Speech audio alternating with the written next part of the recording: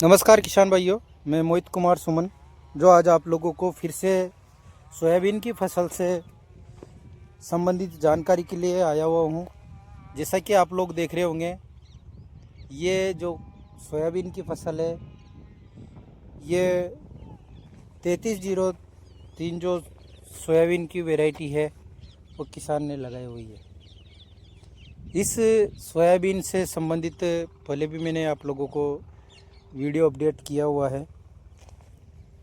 किसान भाइयों, मैं आप लोगों को बताना चाहूँगा, सबसे पहले अभी कई किसान भाइयों ने सोयाबीन की फसल की बुआई कर रखी है, पर अभी वो जर्मिनेशन होकर भूमि से बाहर देखने को नहीं मिल रही है। कहीं न कहीं भूमि के अंदर नमी की कमी या और दूसरी कोई अन्य समस्या भी हो सकती है। बात करते हैं ये जो समस्या है उसको कैसे कंट्रोल कर सकते हैं या फिर उसका क्या उपाय है, कैसे समाधान हो सकता है। सबसे मुख्य समाधान यही है, प्राकृतिक अनुभव के अनुसार अगर बारिश सही सुव्यवस्थित तरीके से होती है तो जो ज़मीन में दबी हुई सोयाबीन की बीज है वो जर्मिनेशन होकर बाहर आएगा। जो प्लॉट आपको दिखा रहा हूँ ये प्लॉट लगभग 17 जून की बुआई है। ये 17 तारीख को बुआई कर दी थी। बाकी आप लोगों को बताना चाहूँगा, अभी इसके अंदर विभिन्न प्रकार के चुनिंदा खरपतवार देखने को मिल रहे हैं। जैसा कि आप लोग देख सकते हो, ये इसके अंदर ये खरपतवार जो देखने को मिल रहे हैं, इसको हम कैसे नियंत्रण कर सकते हैं। आज का जो मुख्य फोकस है सोयाबीन की फसल के ऊपर, वो है खरपतवार को नियंत्रण करना। खरपतवार नियंत्रण के लिए हम मार्केट के अंदर अगर जैसे मान लो बात करते हैं, कई दुकानदार के पास जाते हैं, शॉपकीपर के पास जाते हैं, तो वहाँ पे हमें विभिन्न प्रकार के अलग अलग कंपनियों के नामी ब्रांड आपको देखने को मिलेंगे। सबसे बेस्ट रिजल्ट किसका रहता है, या तो किसान का अनुभव बोलता है इस चीज़ के लिए, या फिर दवा का जो क्वालिटी होती है वो बोलता है। कई किसान लोग जैसे इमीडिएट ऑफर, आयरस, पटेला या फिर फ्यूजीप्लेक्स का या अन्य ब्रांड नेमों से मार्केट के अंदर जानते हैं। कारण ये हो जाता है कि जैसे मान लो किसान खरपतवार नाशक दवा के अंदर अगर जैसे मान लो इमीडिएट ऑफर का प्रयोग करता है तो उसको विभिन्न खरपतवार का नियंत्रण देखने को मिल जाएगा।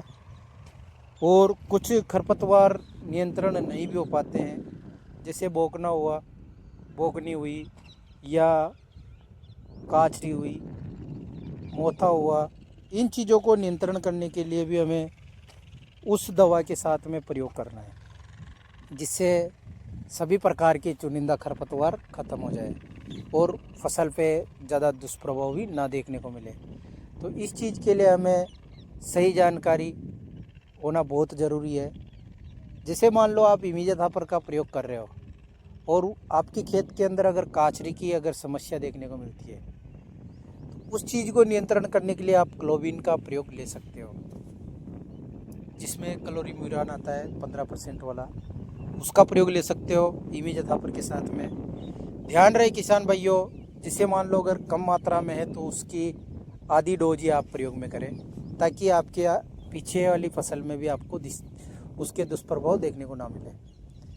या फिर किसान भाई जो है इमीडिएट ऑफर के साथ में फ्यूजीप्लेक्स का भी प्रयोग करते हैं, ऐसे ही इमीडिएट ऑफर के साथ में आयरस का प्रयोग करते हैं।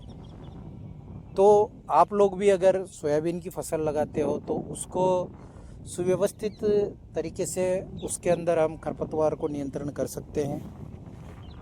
अभी कई प्रकार के नए अच्छे ब्रांड उत्पाद भी मार्केट के अंदर देखने को मिल रहे हैं, जो खरपतवार को नियंत्रण करने के लिए बहुउपयोगी है। आप लोगों को बताना चाहूँगा, सोयाबीन की फसल के अंदर हम खरपतवार नाशक दवा की जो समय अवधि है वो कब की है, वो लगभग आप 22 से 25 दिन के अंतराल में खरपतवार नाशक दवा का प्रयोग इसमें कर सकते हो, जिसमें आपकी फसल पर अगर हल्का फुल्का अगर प्रभाव भी देखने को मिले तो वो भी रिकवर हो जाए। कई बार क्या होता है, बारिश के ऐसे सिचुएशन आ जाती है जिसमें किसान 22 से 25 दिन के अंतराल में दवा का प्रयोग नहीं कर पाते, तो उनको बाद में काफ़ी सारी समस्याओं का सामना करना पड़ता है। तो हम इस चीज़ को मद्देनज़र रखते हुए अपनी सोयाबीन की फसल को समय पर ध्यान देते हुए इसके अंदर खरपतवार नाशक का प्रयोग कर सकते हैं। अगर आप लोगों को लगे कि हमारी जो सोयाबीन की फसल है उसको जैसे इंसेक्ट का प्रभाव देखने को मिलता है, कई सोयाबीन की इसके अंदर, जैसे आप लोगों को दिखाना चाहूँगा, ये देख सकते हो, ये इंसेक्ट का प्रभाव है, ये नीचे से इसका रूट का जो है डैमेज किया हुआ है। तो इस चीज़ को नियंत्रण कैसे कर सकते हैं? जो हम खरपतवार नाशक दवा का प्रयोग कर रहे हैं या फिर उसके साथ में कई किसान लोग कीटनाशक का भी प्रयोग करते हैं, और ये चीज़ को नियंत्रण करने के लिए हम अगर प्रारंभिक अवस्था में जिससे हम बुआई कर रहे हैं उससे पहले अगर हम सीड ट्रीटमेंट कर लेते तो इस चीज़ का सामना हमें करना नहीं पड़ता है। तो सीड ट्रीटमेंट भी इसमें महत्वपूर्ण भूमिका निभाता है, करना चाहिए, बहुत अच्छी चीज़ है, जिससे भूमि के अंदर होने वाली उपस्थित चुनिंदा फफूंद को हम अपनी फसल को सेफ्टी कवर दे सकते हैं। आजकल मार्केट के अंदर ट्रिपल टेक्निकल वाले कई प्रकार की फफूंदीनाशक दवाएं आ रही है, या फिर आप जैसे मान लो खेत को तैयार कर रहे हो तो आप अपने खेत के अंदर 1 किलो से 1.5 किलो 2 किलो प्रति बीघे के हिसाब से आप कार्बोफ्यूरान या पिप्रोनिल का भी प्रयोग कर सकते हो। अगर ज़्यादा मात्रा में कई एरिया में दीमक की शिकायत देखने को मिलती है तो वहाँ भी आप इसका प्रयोग कर सकते हो।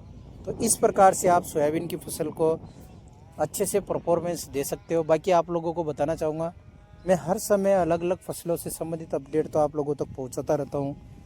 बाकी इसके साथ साथ में आप लोगों को अपने अपने एरिया के अंदर अगर जिससे मान लो आप लोग बता सकते हो कमेंट के माध्यम से कि आपके एरिया में कौन कौन सी फसल की बुआई की जाती है, उससे संबंधित मैं वीडियो आप लोगों तक पहुंचाता रहूँगा।